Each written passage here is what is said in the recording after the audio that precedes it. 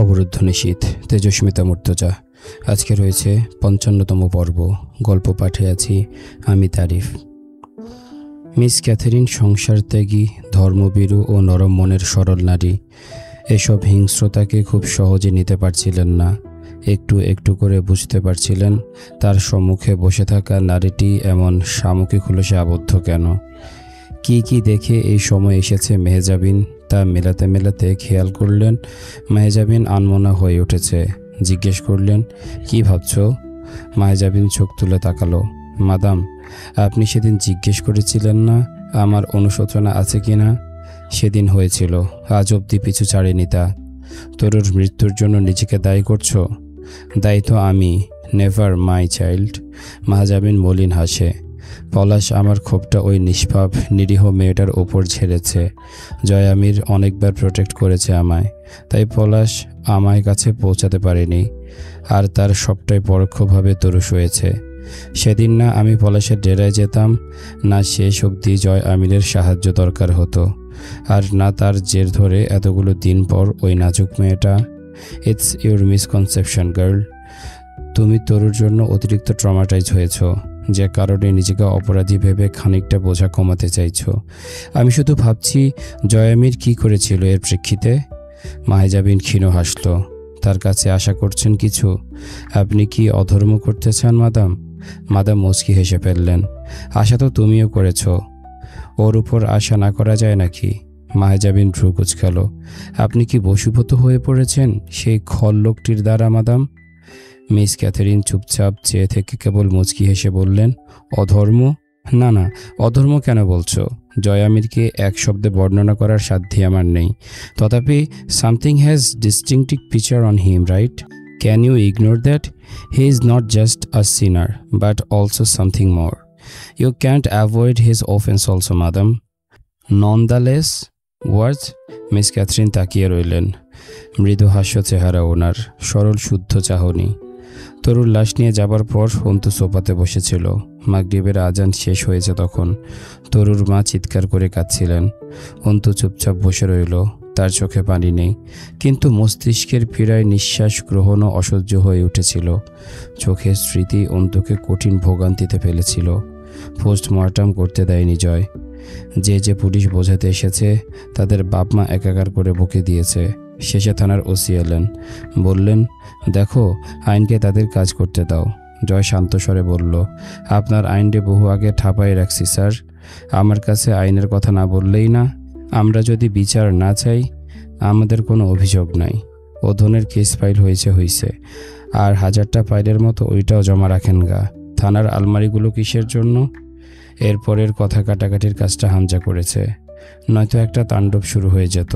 জয়ের ভাষায় দোষ আছে। সে পোস্টমর্টম তো দূর, কোনো তদন্তই করতে চায় না। রিপোর্ট অবধি লেখাতে রাজি নয়। পুলিশ তো আর তা শুনবে না। আর কিছু না করুক, আনুষ্ঠানিকতা দেখাতে বাংলাদেশের আইন শৃঙ্খলা রক্ষাকারী বাহিনীর জুড়ে মেলা ভার। কবরে তরুর দেহ নামিয়ে যখন এক মুঠো মাটি তুলে জয় তরুর ক্ষতবিক্ষত মুখটার উপর ফেলল, তা ঝরঝর করে পড়ল তরুর বিচ্ছিন্ন দেহটার উপর। জয়ের মনে হলো এটা মাটি নয়, তরু মায়ার মাঝে এক অন্তরায়, যা লাল ফুল মাটি হয়ে ঝরছে। এই অন্তরালের পিছে তরু লুকিয়ে পড়েছে চির আধারে, স্বার্থপরের মতো। জয়ের রাগ হলো, সবাই স্বার্থপর। উফ, কেন জয় কেন স্বার্থপর ছাড়া কাউকে পায়নি এই জনমে? তার মায়ার মানুষ কেউ নেই কেন? কেউ কেন জয়কে কখনো মায়া ভরে মাথায় হাত বুলিয়ে দিয়ে বলেনি, খা বাপ, এই খাবারটা তোর পছন্দ, তোর জন্য বানিয়েছি? তরু বলতো, সে আজ চলে যাচ্ছে। কেউ বলেনি, ও জয়, এত আঘাত কোত্থেকে পেয়েছিস? আর বাইরে যাবি না খবরদার। এবার থেকে মারপিট করতে গেলে ঠ্যাং নুলো করে ঘরে বসিয়ে রাখবো। অনেক রাতে বাড়ি ফিরলে কারো ভয় ছিল না যে কেউ হয়তো গম্ভীর স্বরে বলবে, জয়, কোথায় ছিলি এতক্ষণ? জয়ের মা, তোমার ছেলের চালচলন না বদলালে বলে দিলাম, আমার বাড়িতে ওই জানোয়ারের জায়গা হবে না। তরু বলতো, আস্তে আস্তে বলতো, এসব না করলেই না, কাল থেকে কোথাও বের হবেন না। এই আঘাত না শুকানো অবধি কোথাও গেলে? জয় জিজ্ঞেস করতো, গেলে কি? তুই পুচকে আমার কি করবি রে? তরু অভিমান করে ভয়ে চুপসে যেত। তবু চোখে কাতরতা। ওই চোখ বলতে চায়, প্লিজ যাবেন না, আমার কষ্ট হয়। আপনি জানেন না এইসব ঘা দেখে গিয়ে সারা রাত ফুপড়ে কাঁদি আমি। আমার সহ্য হয় না আপনার ব্যথা। মারপিট করবেন না, আর এত শত্রু পয়দা করবেন না। ঠিকমতো নিজের খেয়াল রাখবেন। জয়ের গোসলের গামছাটা, খাবারের প্লেটটা, নোংরা শার্টটা ধুয়ে দেয়া, জ্বরে পোড়া কপালটা টিপে দেয়া, তাতে সযত্নে জলপট্টি দেবার মায়ার নারীটাকে শেষবার দেখল জয়। আরামে শুয়ে আছে মেয়েটা, আর কোনো কষ্ট নেই ওর। আর জয়ের বিরহ সইতে হবে না তরুকে। সারাদিন অক্লান্ত কাজ করতে হবে না। জয়ের ফরমাইশ খাটার দিন বুঝি পুরোলো তরুর। জয় আর ধমকে ডেকে বলবে না, এই প্যান্টটা ধুয়ে দিসনি কেন? এখনকার বালটা পরে বাইরে যাব আমি। সব কিছুর অবসান ঘটিয়ে কত আরামে শুয়ে পড়েছে দেখো। জয়ের কপালের শিরা ফুলে উঠল ক্ষোভে। চিৎকার করে বলতে ইচ্ছে করলো, স্বার্থপর বান্দির বাচ্চা, চলে যাচ্ছিস? এই তাকা, ভয় ভয় চোখে তাকা একবার। আমার দেখ, চোখ লাল হয়ে আসছে, গলায় কিছু দলা হয়ে আছে। সত্যি বলছি, মাল খেয়ে রাস্তায় পড়ে থাকবো, আর বাড়ি ফিরবো না কিন্তু। শেষবার বলছি, তাকাবি কিনা বল। আস্তে করে বল। মন খারাপ আপনার? বল বল বল। আমার সহ্য ক্ষমতাকে চ্যালেঞ্জ করিস না তরু। আমি কাঁচা, হেরে যাব এই চ্যালেঞ্জে। তরু, আমার কেউ নেই, আমার ধমক শোনার কেউ নেই। বাড়িতে মাছ রান্না হলে আমায় আলাদা করে ডাবল ডিমের অমলেট বানিয়ে এনে পাতে দেবার কেউ নেই তুই ছাড়া। আমি মাছ খেতে পারি না, ডিমের অমলেট কে বানাবে আমার? কবরস্থান থেকে ফেরার পথে জয়ের মনে একটা খটকা লাগলো। সে আজ তরুর মুখে মাটি ফেলতে গিয়ে যে আহাজারিটা করে এলো, এটা যেন আগেও কোথাও ঠিক একইভাবে হয়েছে। কেউ একজন এভাবেই করেছে। চোখের সামনে একটা মুখ ভেসে উঠল, কান্নারত এক নারীর মুখ, হাসপাতালের মেঝেতে বসা। চোখ দুটো ঝাপসা থাকায় টের পাচ্ছিল না প্রথমে, পরে স্পষ্ট হলো। আরমিন কাঁদছে, আমজাদ সাহেব শুয়ে আছেন। জয় দূরে দাঁড়ানো ছিল সেদিন, দেখেছিল আরমিনকে কাঁদতে। ঈশার আজানের সময় কবরস্থান থেকে ফিরল পুরুষেরা। হামজা এসে বসল অন্তুর পাশে, একটু দূরে। মেঝের দিকে ঝুঁকে বসে দু হাতে মুখ কপাল চেপে ধরে বসে রইল। তরুর মা বুক চাপড়ে কাঁদছিল তখন। অন্তু ঠিক হামজার মতোই হাঁটুর উপর ঝুঁকে বসল। দুজন তখন পাশাপাশি বসা, একই ভঙ্গিতে। হামজা চিন্তিত, অন্তু চাপা ক্ষোভ ও ঘৃণায় ভারাক্রান্ত। অন্তু খুব স্থির, শান্ত স্বরে বলতে শুরু করলো, পাপের আগুন সর্বপ্রথম তার জন্মদাতাকে ভস্য করে মেয়র সাহেব। আপনাদের পাপ আপনাদেরকে জ্বালিয়ে কাঠ কয়লার ছাইয়ে পরিণত করবে। মুমতাহিনাও ঠিক এভাবেই তরুর মতো ছটফট করেছিল। আপনারা এগিয়ে যাননি পলাশের হাত থেকে ওকে বাঁচাতে। প্রতিশোধ, কোনো কারণে ওর ভাইদের উপর প্রতিশোধ এত নিচে নামা যায় যদি? সে ছোট্ট মেয়ে রেহাই না পায়, তরুই বা কেন পাবে? সেও তো পাপ করেছে, আপনাদের আশ্রয় থেকে বড় পাপ করেছে মেয়েটা। শাহানা পাটোয়ারির স্বামী যখন জানোয়ারের মতো খাবলে খেতে যেত মেয়েটাকে, তিনি হয়তো দ্বারে বসে পাহারা দিতেন স্বামীকে। জয় এসে বসেছিল তখন সোফার অপর পাশে। চুপচাপ দুই ভাই শুনল, শুধু অন্তুর ধিক্কার। আমার সম্মান, বাপ ভাই, আমার বিধবা ভাবি, তার জন্মের আগে হওয়া অনাথ অনাগত সন্তান। কার কার দীর্ঘশ্বাস থেকে বাঁচবেন আপনারা? যে জয় আমির আমার সম্মানকে মানুষের মুখের থুতুর ফেলার সামগ্রীতে পরিণত করেছিল, আজ আপনার বাড়ির দুটো মেয়ে সত্যি সত্যি ভ্রষ্টা। আমি তো দুর্বল, যাই করেছি তা বোকামি হয়েছে। অথচ উপরে যিনি খেলেন, সে মহান সত্তার গুটির চাল বড্ড নিখুঁত হয়। তিনি ছাড় দেন, ছেড়ে দেন না, আর তিনি ফিরিয়ে দিলে সীমাহীন দুর্ভোগ দেন। কত মায়ের বুক খালি করা ধন আপনার কুটুরিতে খিদের জ্বালায়, পানির পিপাসায়, প্রাণের আকুতি নিয়ে ছটফট করে। তাদের যন্ত্রণা আর কাতরতার ভার বইতে পারবেন তো? সবে শুরু, এখনও সময় আছে। ফিরে আসুন। আপনার তো পরিবার নেই, তবু যে মানুষগুলোকে নিয়ে একটা পরিবারের মতো গড়েছিলেন, তারা একে একে সব বিদায় নিচ্ছেন নৃশংসভাবে। তারা কোথায় এখন? নরকের আগুনে বসে আপনাদের অপেক্ষা করছে না? তৈরি হন সেই মহাক্ষণের জন্য। তবে আফসোস কি জানেন? আপনাদের পাপের দাম এক জনম দুঃখী নিষ্পাপ মেয়ে পরিশোধ করে গেল খানিকটা। রবের বিচার কেন যে এমন হয় বুঝি না, তার খেলার চাল। অন্তু কাঁদেনি, বুকের আগুনে কাঁপছিল শরীরটা, সেই সাথে কম্পিত ঝংকার তোলা গলার আওয়াজ। হামজা জয় কেউ কোনো প্রতিবাদ করেনি, চুপচাপ বসে শুনেছিল দুই ভাই। তরুর লাশ দাফন হয়েছিল বাদ মাগরিব। সকল আনুষ্ঠানিকতা, ইনভেস্টিগেটর, লোকাল পুলিশ, মানুষের ভিড় ইত্যাদি সামলে পাটোয়ারি বাড়ি খালি হলো টানা 8-10 ঘন্টা বাদে রাত 10টার দিকে। জয় রুমে এলো 11:30টার দিকে। অন্তু তখন বিছানার সাথে হেলান দিয়ে মেঝেতে বসা, দৃষ্টি ছাদের দিকে। জয় ওয়ার্ড্রব, আলমারি, খাটের নিচ, বাথরুমের ফেক ছাদ, তামাম ঘরে কিছু হন্যে হয়ে খুঁজল। জয়কে দেখতে তখন মন্ত্রপুত পুতুলের মতো লাগছিল, যেন কেউ মন্ত্র দিয়ে বশ করে অথবা চাবি ঘুরিয়ে ছেড়ে দিয়েছে। জয় সেই ঘরে পাগলের মতো কিছু খুঁজছে। টুকটাক আওয়াজ বাড়ছিল। জয় উদ্ভ্রান্তের মতো কিছু খুঁজে চলেছে। অন্তু বলল, কি খুঁজছেন? ঘর উলটপালট না করে বলুন আমায়, কি হয়েছে? জয় একবার ফিরে তাকিয়ে আবার খোঁজায় মনোযোগ দিয়ে বলল, ঘরওয়ালি, আমার চাপ্পড় পাচ্ছি না। কোথাও সরাইছো নাকি? কই রাখছি মনে পড়তেছে না। খুব ক্লান্ত আর কঠিন তার কণ্ঠস্বর। অন্তু অবশ পায়ে উঠে দাঁড়ায়। জয় তখন ড্রয়ার খুলে দুটো ছোট বড় ড্র্যাগার বের করলো। শার্টের প্রান্ত উঁচিয়ে দাঁত চেপে ধরে কোমরে লুঙ্গির গিঁট শক্ত করলো। ড্যাগার দুটোর চকচকে মাথা সাদা লুঙ্গির থানে ঘষে মুছে তা গুজল কোমরে। একটা ছোট্ট স্ক্রুড্রাইভার, এক প্যাকেট ব্লেড, দুটো দিয়াশলাই ইত্যাদি শরীরের বিভিন্ন জায়গায় রাখলো। অন্তু এগিয়ে গিয়ে আলমারির নিচের চেম্বার খুলে একটা কাপড়ের পুটলি বের করে। এটা অন্তুর সেই ওড়না। ওড়নাটা সে পেয়েছিল কয়েকদিন আগে। এর ভেতরে জয় নিজের একমাত্র বিশ্বস্ত সাথীটাকে যত্নে জড়িয়ে রেখে দিয়েছিল। নিজের ব্যবহৃত সেমি অটোমেটিক 9mm ক্যালিবারের পিস্তলটা। অন্তু সেটার ভেতরে জয়ের ব্যবহৃত আরেক প্রিয় অস্ত্র চাপ্পড়টা রেখে দিয়েছে, যা দিয়ে সাধারণত পশুর মাংস ছড়ানো হয়। জয় এটাকে কী কাজে ব্যবহার করে তা তখনও জানা হয়নি। সেটা বের করে অন্তু নিজের ওড়না দিয়ে অস্ত্রটার ধারালো প্রান্তটা সযত্নে মুছতে মুছতে এনে জয়ের হাতে তুলে দিল। এই নিন। জয়ের মুখের অভিব্যক্তি দুর্বেদ্য। সেখানে কাঠিন্য আছে, সাথে আছে এক প্রকার ঘোর পাগলাটে নেশা। অন্তুর দিকে তাকিয়ে রইল কেমন করে যেন। অন্তু সেদিন অস্ত্রটা জয়ের হাতে যত্ন করে তুলে দিয়ে বলেছিল, যান, পাগলা জানোয়ার বধ করতে যাচ্ছেন জয় আমির, জয় হয়ে ফিরুন। আমি অপেক্ষায় থাকবো আপনার বিজয়ের। জয় চাপ্পড়টা দুই ঠ্যাঙ্গের মাঝে চেপে ধরে লাল গামছাটা তুলে গলায় পেঁচালো। এক হাতে চাপ্পড় ধরে অপর হাতে অন্তুর চুলগুলো আলতো করে মুঠো করে ধরে কপালে একটা কঠিন ভেজা চুমু খেলো। লাল গামছাটা মুখে মুখোশের মতো করে পেঁচিয়ে শক্ত করে বাঁধতে বাঁধতে বেরিয়ে গেল চুপচাপ রুম থেকে। পরাগকে সেদিন অন্তু জিজ্ঞেস করলো, আপনি তো রাজন আজগরের বাড়িতে মানুষ হয়েছেন, তাই না? পরাগ ঠোঁট বেঁকিয়ে হাসল। দাসীর ছেলের আর মানুষ হওয়া কি ম্যাডাম? রাজন আজগরের বউ চলে গেছিল মুখে লাথি মেরে।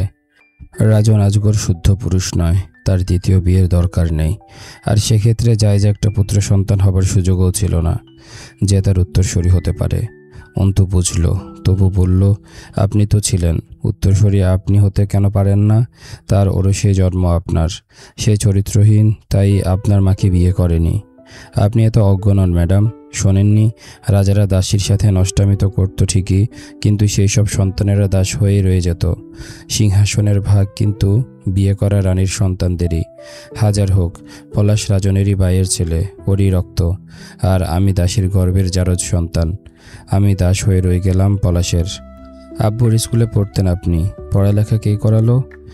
এই কারবার সামলাতে অথবা সহকারী হিসেবে থাকতে পড়ালেখার মেলা দরকার ম্যাডাম। আমাকে পড়ালেখা করানো হলো। আমার মা রূপকথা আর পলাশকে মানুষ করলো নিজের সন্তানের মতো, কিন্তু সেসবের ভিড়ে আমার জন্যই তার সময় থাকতো না। আমি তার আশেপাশে ঘেঁষার সুযোগই পেতাম না। পলাশের গোলামকে পালা হচ্ছিল ওই বাড়িতে। পলাশ যখন কারবারে হাত দেবে, বড় হয়ে আমি তার দাসবৃত্তি খাটবো, এই তো। অন্তু চুপচাপ শুনছিল। পরাগ মলিন হাসল। অথচ জানেন ম্যাডাম, আমি রূপকথাকে বোনের মতন ভালোবাসতাম ছোট্ট থেকেই, কিন্তু রাজকন্যা আর দাসীর ছেলে কি কখনো ভাই বোন হতে পারে? যত বড় হতে থাকলাম পদে পদে টের পেলাম আমার মা একটা দাসীর সাথে পতিতাও, আর আমি দাস। কলেজ পাশ করার পর ভার্সিটিতে ভর্তি হবার আগে সুন্দর একটা ঘটনা ঘটল। পলাশ জীবনে খুন আর ধর্ষণ কত করেছে সেই হিসেবে আমার কাছে নেই, তবে সেইবার সে এক প্রভাবশালীর বউকে তুলে এনে ছিঁড়ে ছুটে খেয়েছিল। ওই কেসটা আর লুকাতে পারা যাচ্ছিল না। তখন কি করলো জানেন? অন্তু বলে উঠল, তার দায় আপনাকে দিয়ে জেলে পাঠিয়ে দেওয়া হলো। পরাগ জোরে জোরে হাততালি মেরে পাগলের মতো হেসে উঠল। উফ ম্যাডাম, আপনি যা ব্রিলিয়ান্ট না, I like you so much. Antu মুচিয়ে হেসেছিল। ভার্সিটিতে আর ভর্তি হওয়া হলো না আপনার? আইনের খাতায় লাল দাগ পড়ে গেল আমার নামে। তারপর আর কি করে। অথচ আমার ইন্টারের রেজাল্ট কিন্তু ম্যাডাম সেই ভালো ছিল, ভালো পাবলিক ভার্সিটিতে চান্স হতে পারত। কত বছর জেলে ছিলেন? 2.5 বছরের মতো। তারপর জামিন করা হলো। ততদিনে আমার ক্যারিয়ার শেষ। ওপস, শালা গোলামের আবার ক্যারিয়ার, ধ্যাত। অন্তু কিছুক্ষণ চেয়ে থাকলো পরাগের মিথ্যা হাসির আড়ালে থাকা মলিন মুখখানা। পরে বলল, আপনাকে যখন একজন মৃত মানুষের জায়গায় নিতে বলা হলো, আপনি রাজি হয়ে গেলেন অভিনয় করতে? শব্দ করে হেসে উঠল পরাগ। যেখানে পলাশের খুন আর ধর্ষণের দায়ে চুপচাপ জেল খাটতে পেরেছি, পড়ালেখা বরবাদ করতে পেরেছি, দেদারসে ওর হুকুমে মানুষ খুন করতে পেরেছি, এই আর কি। তাছাড়া আমি আর মা ওদের পারিবারিক দাস, কত কিছু করেছি ওদের জন্য।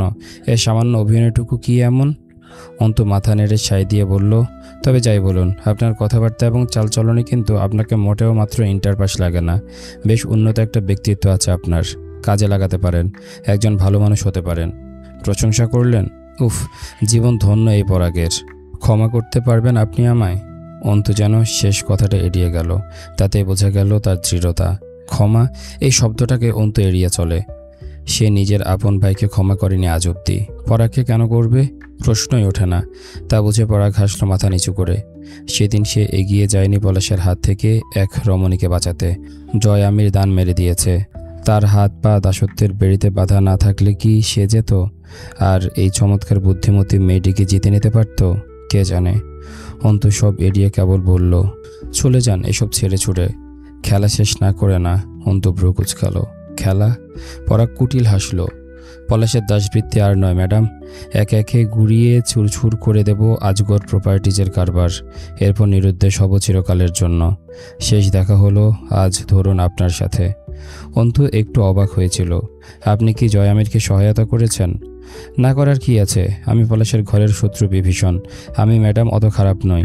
মা চিরকাল দাসীগিরি করে এসেছে, রক্তে তা ছিল আমার, তাই বহু বছর দাস খেটেছি। কিন্তু পড়ালেখা করতে গিয়ে সমাজের সাধারণ স্তরের ভালো মানুষদের সাথে মিশতে গিয়ে বিবেকের ডাকনা একটু একটু করে খুলে যেত। আমি দেখতে পারতাম না পলাশ আর ওর চাচার এসব কুকর্ম। ওর আদেশ মানতে গিয়ে যেসব করতে হতো তা করতেও বিবেকের দংশনে পড়তাম। এই জন্যই তো 2 বছরের জেলটা খাটালো আরও। আর না ম্যাডাম, শেষ পাপটা করলাম এবার, বিশ্বাসঘাতকতা। পাপ না পাই, কিছু মানুষ বেঁচে যাক পলাশের হাত থেকে, এতে যেটুকু পূর্ণ হবে চলবে। অন্তু বুঝেছিল জয় আমির ও হামজাই নয় শুধু, আরও একজন পলাশের পেছনে লেগেছে এবার। কিন্তু জয় আমির শুধুই নিজেকে ধরা দিচ্ছে পলাশের কাছে। লোকটার কি জানের মায়া নেই? পরাগকে পলাশের সামনে সে আনেনি এই ঘটনায়, তা যেন অন্তু নিশ্চিত। কারণ জয় আমির পাপের দায় নিতে খুব পছন্দ করে। পাগল মাতার লোক, কেউ একটু সহায়তা করলে তার জন্য জান হাজির। এইসব লোক ধ্বংস হয় খুব খারাপভাবে, তা জয় নিজেও জানে, তবুও কোনো সতর্কতা নেই। অন্তু শেষে আন্দাজে আরেকটা ঢিল ছুঁড়েছিল। আপনাকে কেউ একজন সহায়তা করেছে, সে কে? পরাগ হেসেছিল শুধু। অন্তু বলেছিল রূপকথা আজগর নামের কেউ নাকি। অন্তু রসিকতা পরাগের হাসি চওড়া হয়েছিল। অনেকক্ষণ অন্তুর দিকে নির্বিশেষ তাকিয়ে থেকে বলেছিল, আপনি আমার কোথাও একটা সুচালো ধাক্কা মেরেছিলেন ম্যাডাম, যে ধাক্কা সামলে উঠতে চেয়েছি। আজ এই মুহূর্ত আবার নড়বড়ে লাগছে নিজেকে। তখনই অন্তু উঠে দাঁড়িয়েছিল এই পর্যায়ে। অথচ আমি বিবাহিতা মিস্টার পরাগ, এই ধরনের কথা বলাও অসঙ্গত আমার সঙ্গে। জানি ম্যাডাম, আর আপনার এই ব্যক্তিত্বই পুরুষের মরণের কারণ। যে জয় আমিরকে এত কঠিন ঘেন্না আপনার, তবু তার অগোচরে নিজের চরিত্রের সঙ্গে আপোষ নয়। আপনি তাকে মানেন? অন্তু গম্ভীর স্বরে শুধু বলেছিল, আমি সেই বিয়ের খুতবা ও 3 কবুলকে মানি কেবল, আর কিছু নয়। আসি আমি আজ। অন্তু উঠে দরজার দিকে যায়। পরাগ তবু অপলক চেয়েছিল, বুকটা চিনচিন করছে। সে জানে এই নারী আর ফিরে তাকাবে না, তবু চেহারাটা দেখার লোভ সংবরণ করা বড় দুঃসাধ্য।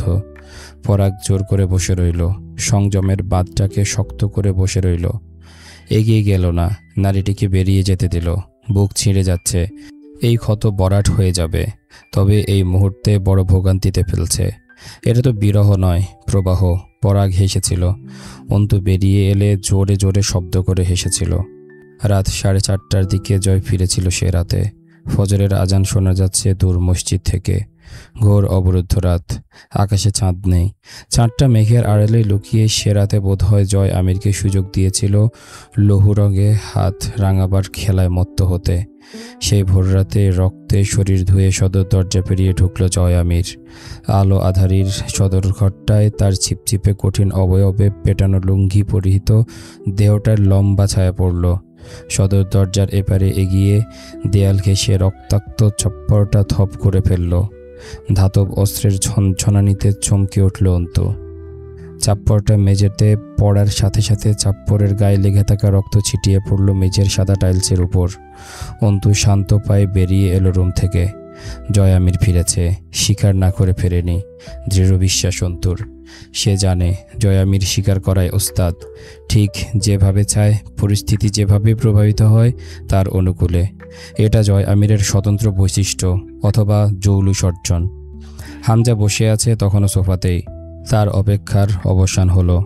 শান্ত নজর মেলে তাকিয়ে দেখল বিধ্বস্ত জয়কে। মুখে এক প্রকার তৃপ্তি। খুঁটিয়ে দেখল জয়ের শরীরে আঘাত আছে কিনা, বোঝা যাচ্ছে না।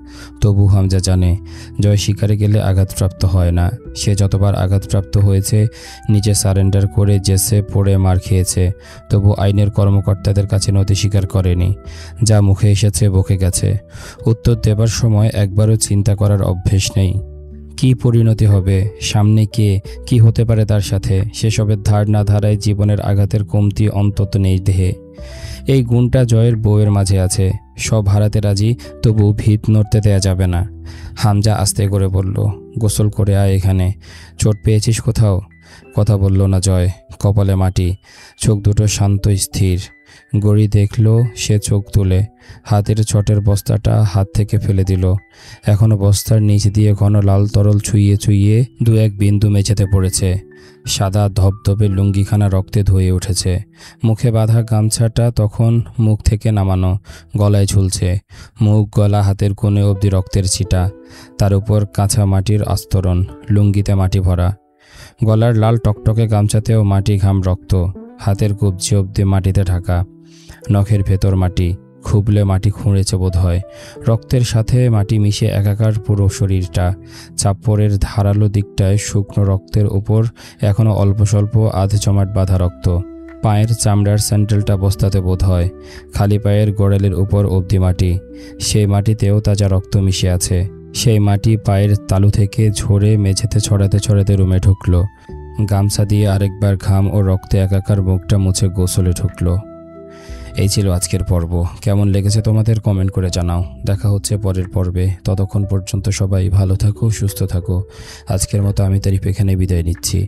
যারা এখন আমার চ্যানেলটি সাবস্ক্রাইব করোনি, দ্রুত চ্যানেলটি সাবস্ক্রাইব করে দিবে।